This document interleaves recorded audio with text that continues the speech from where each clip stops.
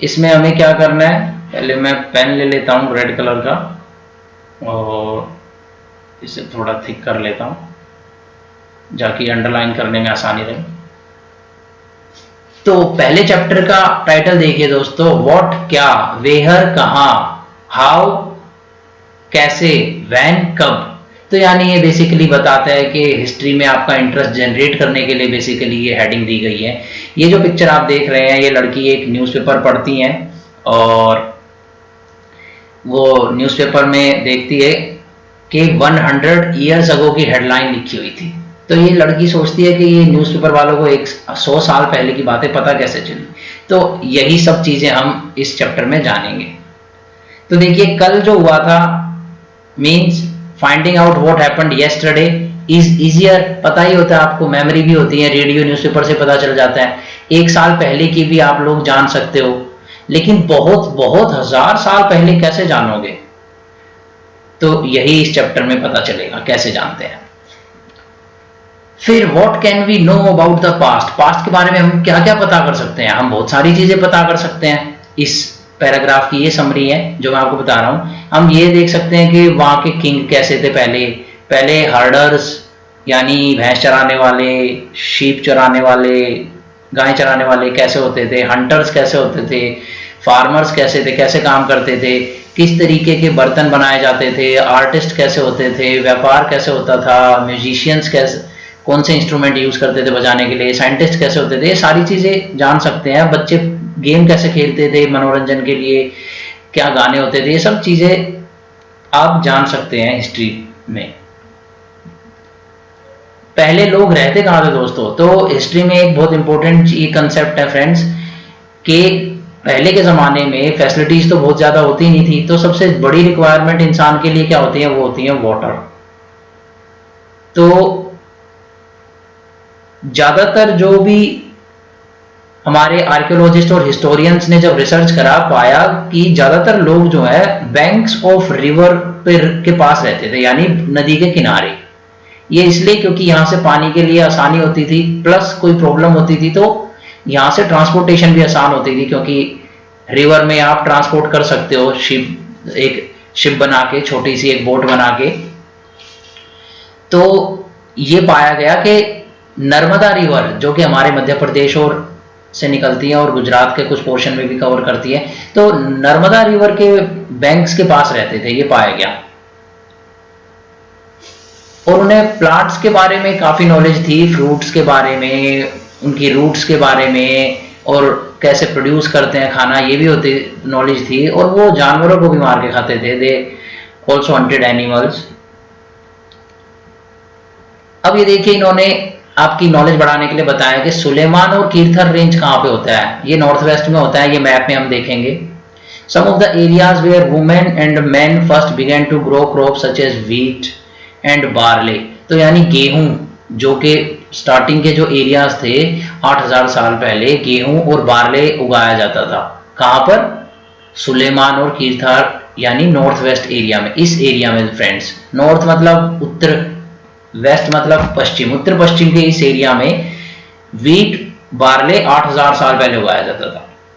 People also began rearing animal, यानी जानवरों को ही पालना शुरू कर दिया था 8000 साल पहले। तो अब इसमें बताया गया कि गारो हिल को लोकेट करो नॉर्थ ईस्ट में, और विंध्या को, ताकि आपकी ज्योग्राफी की नॉलेज भी साथ साथ हिस्ट्री के पढ़े। ज्योग्राफी और हिस्ट्री काफी रिलेटेड होती है, क्योंकि ज्योग्राफी एक प्लेस की हिस्ट्री को इन्फ्लुएंस करती है। जैसा वहां पे मौसम होगा, वैसा वहां पे खाना होगा, वैसे वहां पे रहने के तरीके होंगे। तो आपको ये हमेशा इंटरलिंकेज बनाते चलना है सभी सब्जेक्ट्स के अंदर। इससे आपकी नॉलेज ज्यादा एनहेंस होएगी और ऐसे टाइप आंसर में आप ज्यादा आंसर लिख पाएंगे, बढ़िया आंसर।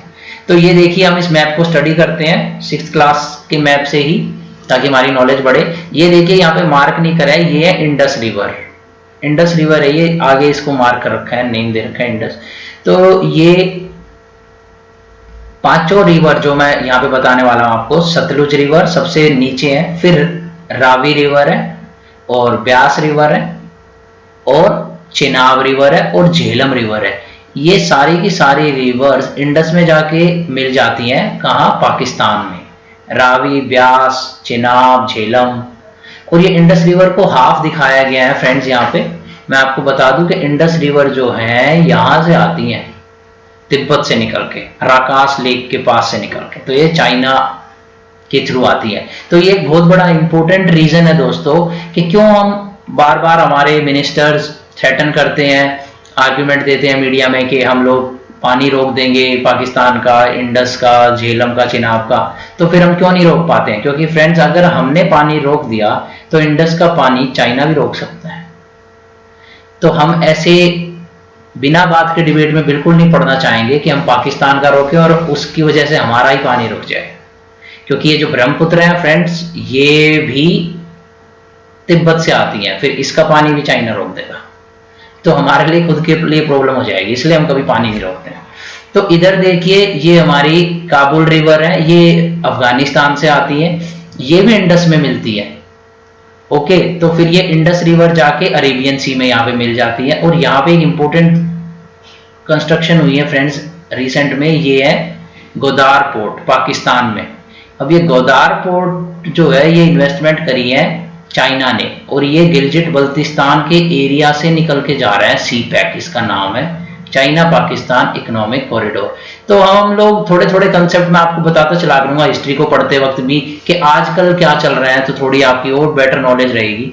तो ये जो बेसिकली गोदार पोर्ट बनाया गया है फ्रेंड्स, ये इसलिए बनाया गया है ताकि जो मलक्का डिलेमा है वो चाइना सॉल्व कर ले। मैं आपको बता दूं मलक्का डिलेमा क्या है, हम लोग आगे जब ज्योग्राफी की इंटरनेशनल रिलेशन की बात करेंगे तो वहां पे हमें पता चलेगा मलक्का डिलेमा। ये मलक्का डिलेमा क्या होता है? ये मलक्का डिलेमा बेसिकली ये होता है कि चाइना जो है यहाँ पर कहीं हमारा ईरान, इराक और ये सब है जहाँ से चाइना ऑयल इंपोर्ट करता है, यहाँ से रेड सी होता है, स्वेज कैनाल के यहाँ से शिप जाता है। तो ये शिप जो है चाइना यहाँ से इंडिया को क्रॉस करके यहाँ से सिंगापुर के यहाँ से एक स्ट्रेट होती है मलक्का स्ट्रेट, उसी को मलक्का बोलते हैं। तो ये मलक्का स्ट्रेट से इसका सारा सामान जाता है।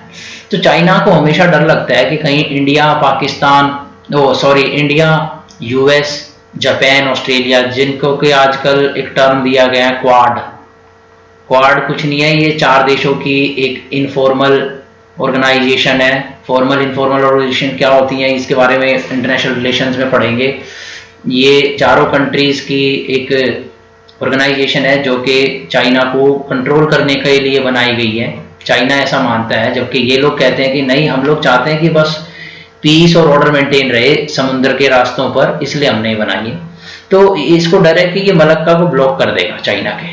तो अगर ब्लॉक कर देगा तो चाइना कहाँ से व्यापार कहाँ से करेगा, ट्रेड कैसे करेगा इन एरिया से, और ऑयल कहाँ से आएगा? तो इसके लिए चाइना ने लंबी प्लानिंग करी और उसने क्या करा कि ये सी पैक बना डाला। इसको 46 बिलियन डॉलर की इन्वेस्टमेंट करी है पाकिस्तान में। पाकिस्तान को ये फायदा हो रहा है कि वहाँ पे एम्प्लॉयमेंट जनरेशन होगी। तो बेसिकली ये कंसेप्ट मैंने आपको इसलिए समझाया कि थोड़ा इंटरेस्ट बढ़े, आगे पढ़ेंगे इन चीज़ों के बारे में डिटेल में। तो ये हमारी गंगा रिवर है, ये देखिए हमारी सोन रिवर है। ओके, तो ये सोन रिवर जो है गंगा में मिल जाती है जाके। ये महानदी रिवर है, ये छत्तीसगढ़ और जो है झारखंड, छत्तीसगढ़, उड़ीसा को कवर करती है। ये बे ऑफ बंगाल में गिरती है। ये इधर हमारी चंबल रिवर है, ये भी मध्य प्रदेश से निकलती है और यूपी में जाती है और फिर यमुना रिवर में मिल जाती है। फिर ये हमारी विंध्या रेंज है जिसके बारे में बताया गया था अभी। विंध्या रेंज के नीचे जो है नर्मदा रिवर है, और इसको दोस्तों रिफ्ट वैली भी बोला जाता है। देखिए जब 2 पहाड़ होते हैं और उनके बीच में से एक नदी जा रही होती है ना, तो उसको रिफ्ट वैली बोलते हैं। ये वर्ड्स याद करते चलो, आगे काम आएंगे। रिफ्ट वैली बोलते हैं उसे, रिफ्ट वैली। ओके, तो रिफ्ट वैली का मतलब आप समझ गए। रिफ्ट वैली बोलते हैं अगर 2 पहाड़ों के बीच से कोई रिवर निकल रही है। इसके बारे में RIFT आगे ज्योग्राफी की क्लासेस में हम लोग देखेंगे। फिर उसके बाद नर्मदा रिवर के बाद, क्योंकि 2 पहाड़ों के बीच में ना, ये तो विंध्या हो गया, ये नर्मदा रिवर हो गई, ये हमारी सतपुड़ा, ये 2 पहाड़ों के बीच में। फिर उसके नीचे क्या है, ताप्ती रिवर है, ये भी मध्य प्रदेश में है। तो ये आप थोड़ा सा मैप याद कर लीजिए। ये हमारे वेस्टर्न घाट्स हैं, ज्योग्राफी में पढ़ेंगे इनके बारे में। ये हमारे ईस्टर्न घाट्स हैं। ये गोदावरी रिवर है, इसको डेक्कन क्यों बोला जाता है ये भी पढ़ेंगे आगे चल के। ये कृष्णा रिवर है, तुंगभद्रा रिवर इसकी ट्रिब्यूटरी है। ट्रिब्यूटरी मतलब होता है कि छोटी रिवर बड़ी रिवर में मिल रही हो तो छोटी रिवर उसकी ट्रिब्यूटरी हो जाती है। पेनार रिवर है तमिलनाडु के, यहाँ पे आंध्र प्रदेश तमिलनाडु। ये कावेरी रिवर है। तो ये हमारा अरेबियन सी है और अंडमान निकोबार आइलैंड्स हैं। और ये सुलेमान रेंज है और ये कीरथार रेंज है जिसके बारे में बात हुई नॉर्थ वेस्ट की। तो आइए आगे बढ़ते हैं दोस्तों। अब ये लक्षद्वीप है, आप इसको देखते चलिए क्योंकि कई बार ये क्वेश्चन यूपीएससी में आईएएस के पेपर में ऐसा सिंपल क्वेश्चन भी आया है कई बार के बोल देते हैं कि इनको ऑर्गेनाइज करो नॉर्थ टू साउथ, यानी सबसे उत्तर से लेके दक्षिण तक ऑर्गेनाइज करो, कौन सी रिवर कब आ रही है, कौन सी ऊपर है कौन सी नीचे है। तो ये इतने सिंपल क्वेश्चन भी पूछते हैं। तो यानी एनसीईआरटी की इंपॉर्टेंस इतनी ज्यादा है कि यहाँ से डायरेक्ट क्वेश्चन आता है। तो चावल कहाँ हुआ सबसे पहले? The places where rice was first grown are to the north of Vindhyas, यानी विंध्या एमपी में जो हमारे पहाड़ है विंध्यास, उसके नॉर्थ में सबसे पहले राइस उगाया गया था। एग्जैक्ट एरिया का, सिटी का, गांव का जो नाम है वो भी आप जानेंगे आगे चल के, लेकिन वो आगे की क्लासेस में। धीरे धीरे चलिए, ज्यादा एक्सरसाइज स्टार्टिंग में करना ठीक नहीं है। तो देखिए साउथ एशिया जो है उसको कई बार हम लोग पुराने टाइम में सब कॉन्टिनेंट भी बोलते थे क्योंकि ये सारे देश आपस में एक दूसरे से कनेक्टेड है। पाकिस्तान, बांग्लादेश, नेपाल, भूटान, श्रीलंका और म्यांमार, तो इनफैक्ट ईरान, अफगानिस्तान, चाइना, ये भी सब कनेक्टेड है। तो कोई भी एक दूसरे से सी से सेपरेट नहीं है। तो इन्हें एक छोटा सब कॉन्टिनेंट बोल देते हैं कि बड़े कॉन्टिनेंट में से एक छोटा सब कॉन्टिनेंट, क्योंकि बाकी के एशिया से ये अलग है, जो हटे हुए हैं बाकी के एशिया से। बाकी के एशिया जो है सी से कटा हुआ है, तो इसलिए हम इन्हें जो है सब कॉन्टिनेंट बोल देते हैं बाकी के एशिया से, क्योंकि कटा हुआ है इसलिए। तो चलते हैं अब आगे।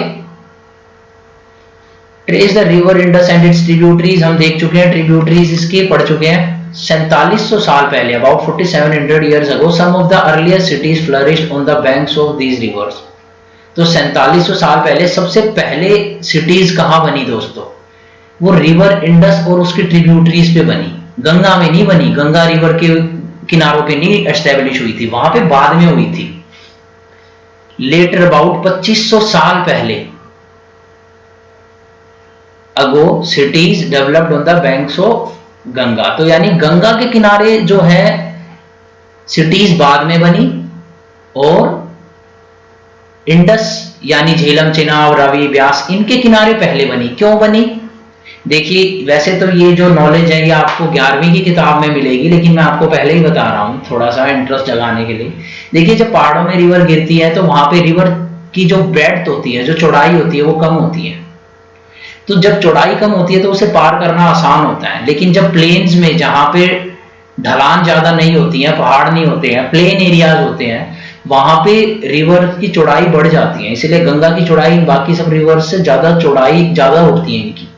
तो जब चौड़ाई बढ़ जाएगी तो क्रॉस करना मुश्किल हो जाता है। तो लोग वहीं रहना पसंद करेंगे स्टार्टिंग में जहां पे रिवर को क्रॉस करना आसान रहे, और ट्रेवलर्स भी वहीं पर ज्यादा आएंगे जो नॉर्थ वेस्ट से हमारे ईरान, पर्जिया और ग्रीस से जो आते थे।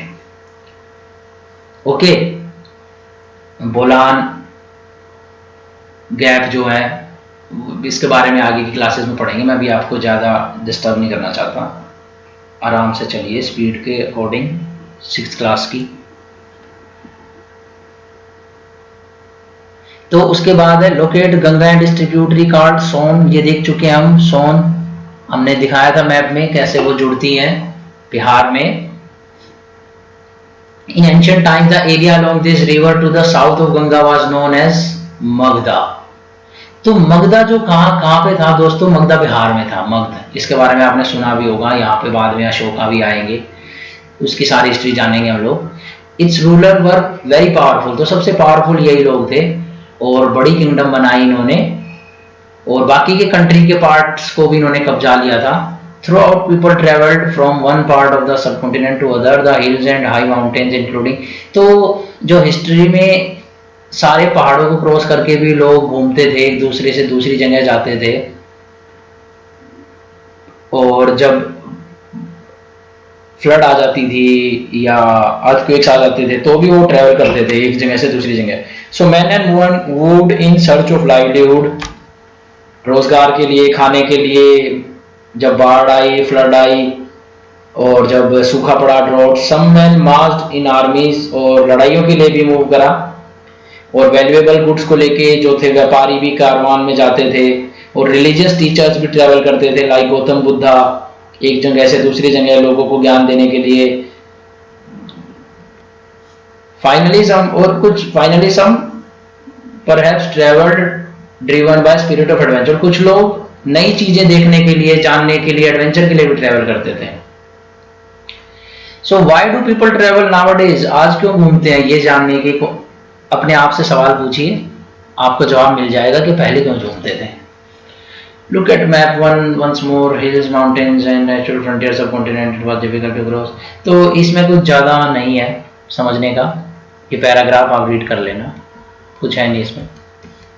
नेम ऑफ द लैंड, तो हमारे देश का नाम कैसे पड़ा दोस्तों? तो हमारे देश को दो नाम है बेसिकली, आज इंडिया बोलते हैं और भारत बोलते हैं। तो भारत तो ना भारता ट्राइब से पड़ा था, यहाँ पे लिखा हुआ द नेम भारता was used for a group of people. वो भारता ट्राइब थी जो कि नॉर्थ वेस्ट में रही थी, और किस टाइम पे रही थी? ऋग्वेदा के टाइम में। और ऋग्वेदा का टाइम कौन सा है दोस्तों? 3500 साल पहले, ठीक है। और जो है ऋग्वेदा की जो अर्लीस्ट कंपोजिशन, यानी ऋग्वेदा को सबसे पहले उसमें किस चीज में लिखा गया था? ऋग्वेदा की अर्लीस्ट कंपोजिशन जो थी संस्कृत में लिखा गया था। तो संस्कृत में जब लिखा गया था तो वहां पे भारता नाम था उस ट्राइब का, तो वहां से भारत नाम पड़ा।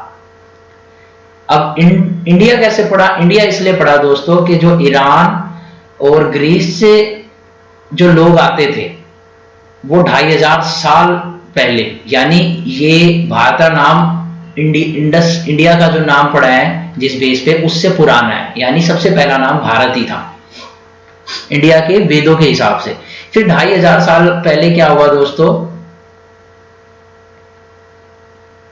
तो जो ये ट्रैवलर आते थे ना ईरान से और ग्रीस से, इनको इंडस बोलना नहीं आता था, ये उसे हिंदोस बोलते थे, इंडोस बोलते थे, ठीक है।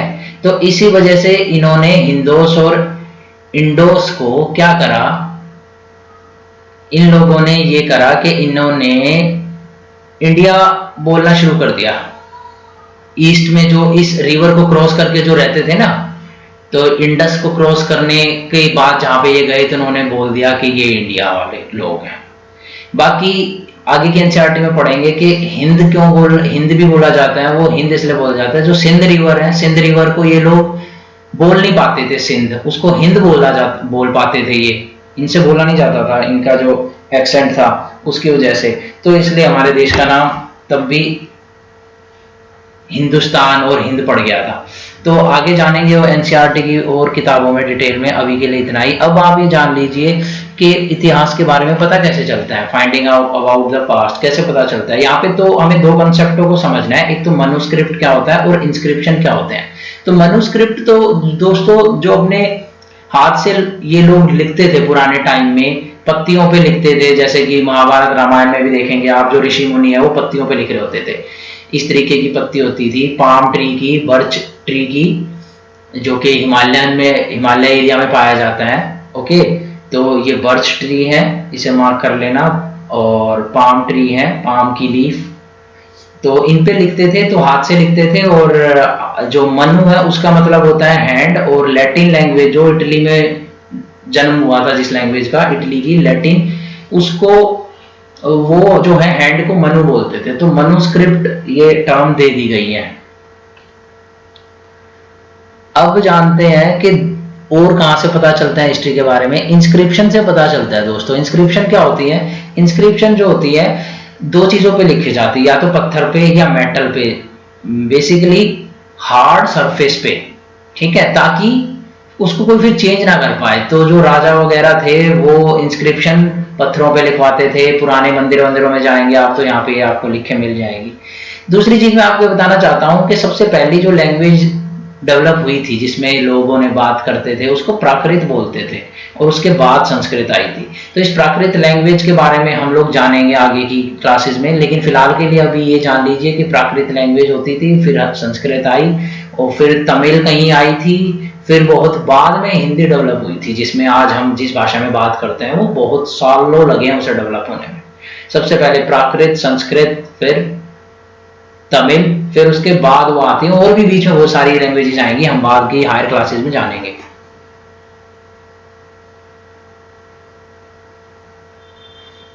तो एन ओल्ड इंस्क्रिप्शन, तो ये एक पुरानी इंस्क्रिप्शन का एग्जांपल दे रखा है इन्होंने, ये कंधार में थी, ठीक है, ये 2250 साल पहले लिखी गई थी, ठीक है। तो ये टाइम कब था? अशोका का, 2250 साल पहले अशोका का टाइम था, 250 बीसी में, हम बोलते हैं 250 बीसी, ठीक है। ये डेट्स कैसे लिखी जाती हैं, बीसी, एडी, सीई, सीई, और ये बीसीई, ये सारे आगे हम अभी इस चैप्टर में देखेंगे। तो कंधार में इन्होंने इंस्क्रिप्शन लिखवाई थी, तो 2 स्क्रिप्ट में लिखवाई थी। अच्छा, अब लैंग्वेज और स्क्रिप्ट दोनों वर्ड अलग होते हैं। लैंग्वेज का मतलब होता है भाषा, ओके, लेकिन जिस स्टाइल में आप लिखोगे, लिखने का जो अक्षर, जो वर्णमाला होती है, वो किस तरीके से आप लिख रहे हो उसको बोलते हैं स्क्रिप्ट। तो ऐसा हो सकता है कि एक ही लैंग्वेज जैसे हिंदी को 2 स्क्रिप्ट में लिखा जाए। तो आज की जो स्क्रिप्ट है वो देवनागरी है, देवनागरी में लिखते हैं हम हिंदी को आज, देवनागरी में, लेकिन कोई और स्क्रिप्ट भी हो सकती है, लेकिन लैंग्वेज रहेगी हिंदी ही, ओके। तो ये बेसिक डिफरेंस होता है स्क्रिप्ट में, आगे की क्लासेस में आप देखेंगे तो आपको समझ आ जाएगा। स्क्रिप्ट वर्ड आपको समझना है और लैंग्वेज में इसका डिफरेंस समझना है। तो जो ये इंस्क्रिप्शन जो है हमारे अशोका ने लिखवाया था, वो बेसिकली 2 लैंग्वेज में, वो दो स्क्रिप्ट में था। वो एक तो थी ग्रीक और एक थी आर्मेक, ठीक है। तो ये तो है ग्रीक, ये ऊपर वाली, और नीचे वाली है आर्मेक। तो ग्रीक जो थी ग्रीस से आई थी स्क्रिप्ट, और आर्मेक जो थी पर्शिया और ईरान, वहां से आया था ये स्टाइल लिखने का, ओके। तो ये क्यों लिखवाई होगी आप सोच के देखो जरा, क्योंकि नॉर्थ वेस्ट में हमारे कीरथार और सुलेमान रेंज थे, और वहीं से उसी एरिया से ये लोग आते थे, तो वहां पे बहुत सारे लोग इनके रह जाते थे नॉर्थ वेस्ट में, अफगानिस्तान में। इसीलिए आपको लगता होगा आज के टाइम के अफगानिस्तान में जो लोग रहते हैं उनकी शक्लें बहुत सारी मैच करती हैं ईरानियनों से और पर्शियनों से। तो वो इसलिए क्योंकि उनमें से कुछ लोग वहां रह जाते थे, तो उन लोगों को ये आर्मेक और ग्रीक जो स्क्रिप्ट समझ आती थी। तो अशोका ने क्या करा, बाकी के देश में तो अपनी प्राकृत लैंग्वेज में लिखवाया और अपने इंडिया की स्क्रिप्ट में लिखवाया, लेकिन यहाँ पे ग्रीक और आर्मेक में लिखवा दिया।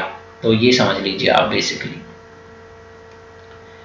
तो अब जो आर्कियोलॉजिस्ट है, ये वर्ड मतलब समझ लीजिए, आर्कियोलॉजिस्ट जो होते हैं वो हिस्टोरियन होते हैं, और वो साइंटिफिक टेक्निक्स जैसे C14 जो है एक कार्बन का सब कंपोनेंट है, कार्बन से बना है, कार्बन डेटिंग के लिए यूज करता है। कार्बन डेटिंग ये होता है कि इसका यूज करके, ये रेडियो एक्टिव सब्सटेंस होता है, आइसोट्रोप होते हैं ये इसका कार्बन का, तो इससे क्या होते हैं, इसके बारे में चिंता मत करो, हम साइंस की बुक्स में पढ़ेंगे। अभी आप समझ लो कि इसकी हेल्प से ना ये पता लगा लेते हैं कि ट्री की डेट क्या है, ट्री का कोई लकड़ी का टुकड़ा बचा हुआ है तो वो कितने साल पहले का है, और बोन यानी हड्डी है किसी की तो वो जानवर कितने साल पहले रहा होगा। तो इन टेक्निक से और खोद कर यानी डिग कर कर कोई वेपन मिल गया पुराने टाइम का, या कोई बर्तन मिल गया, या कोई ऑर्नामेंट मिल गई, कोई ज्वेलरी मिल गई, तो पता लगा लेते हैं कि हिस्ट्री में कैसे पहले लोग कैसे रहते थे, क्या खाते पीते थे। तो देखिए 4700 साल पहले का ऐसा बर्तन होता था, और ये सिक्का होता था चांदी का पहले। आज कैसे गोल और क्रिस्टल बढ़िया शेप में हमारा कॉइन, लेकिन पहले ऐसे होता था। तो अब इस बुक का टाइटल देखिए आप, स्टार्टिंग में ना पास्ट लिखा हुआ है, पास्ट नहीं लिखा मैंने, पास्ट लिखा हुआ है। तो पास्ट इसलिए लिखा हुआ है कि पहले के टाइम में क्या था, हिस्ट्री को ना लोग समझते थे कि हिस्ट्री का मतलब है किंग्स और क्वींस, मतलब राजाओं के हिसाब से और रानियों के हिसाब, यही तो राजा रानी तो पढ़ने होते हैं हमें हिस्ट्री में, ठीक है। ये काफी टाइम तक रहा, लेकिन फिर जो है हिस्ट्री भी डेवलप हो गई और बाकी के हिस्टोरियंस ने कहा कि भाई सिर्फ राजा रानियों के बारे में क्यों लिखें, कॉमन पीपल के बारे में भी लिखेंगे। कॉमन जैसे कॉमन कौन है, हर्डर्स, फार्मर्स, ठीक है, ये लोग कैसे रहते थे, ठीक है, डिफरेंट ग्रुप्स ऑफ पीपल, बाकी लोगों के बारे में भी लिखेंगे, सिर्फ किंग और क्वीन के बारे में थोड़ी ना। तो इसको क्या बोलते हैं, सबअल्टर्न बोलते हैं इसे। ये वर्ड इस बुक में नहीं है, ये जो है आगे की किताबों में मैं आपको समझाऊंगा। सबअल्टर्न होता है कि भाई साइड के लोगों के बारे में भी लिखो, जो कॉमन नॉर्मल आदमी है, सिर्फ राजा रानी के बारे में थोड़ी ना लिखते रहोगे।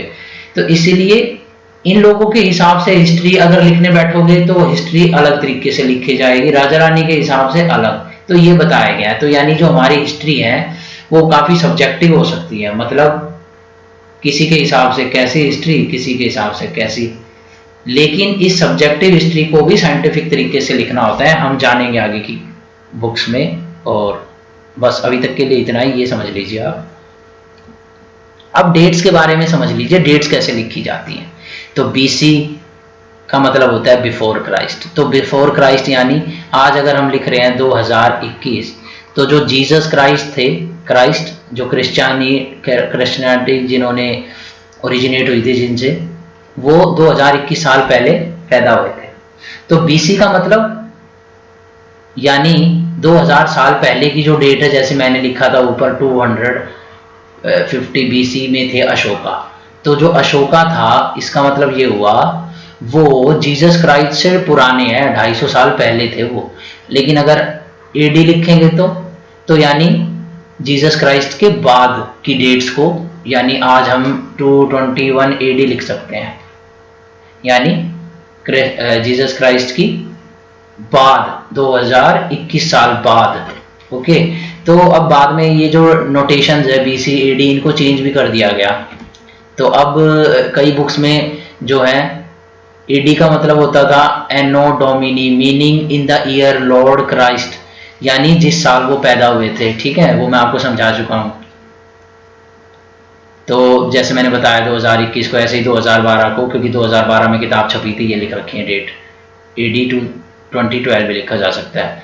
समटाइम्स सीई यानी Christian era is used instead of AD, यानी एडी की बजाय ना नई किताबों में ना दोस्तों सी भी लिखा हुआ है।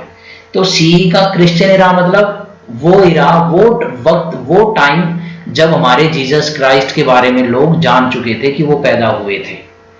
तो एडी की जगह सी भी लिख सकते हैं और बीसी की जगह बीसी भी लिख सकते हैं, क्योंकि पहले था बीसी का मतलब बिफोर क्राइस्ट और अब हो गया कॉमन इरा, बिफोर कॉमन इरा। ऐसा क्यों हुआ? क्योंकि हमारे कुछ बाकी धर्मों के लोग कहने लगे कि भाई ये सिर्फ क्रिश्चियनों की हवाबाजी क्यों चल रही है, ये क्यों क्राइस्ट का नाम लेके ही डेट्स लगाएंगे। तो उन्होंने कहा, क्रिश्चियनों ने भी कहा और बाकी कंट्रीज ने भी कहा, चलो तुम्हें इस चीज से एतराज है तो फिर कॉमन बना देते हैं, कॉमन लगा देते हैं, कॉमन एरा, और क्राइस्ट जी का नाम हटा देते हैं, ठीक है। तो ये रीजन था बस, तो ये आप समझ लीजिए। अब ये देखिए, जो हमारे आर्कियोलॉजिस्ट है वो डेसिफर करते हैं। डेसिफरमेंट का मतलब होता है कि जो पहले की जो स्क्रिप्ट थी, पहले दोस्तों अल्फाबेट नहीं थे, पी का नहीं पता था क्या होता था, तो पी से रिलेटेड कोई वर्ड लिखना होता था तो एक बॉक्स बना देते थे ऐसे।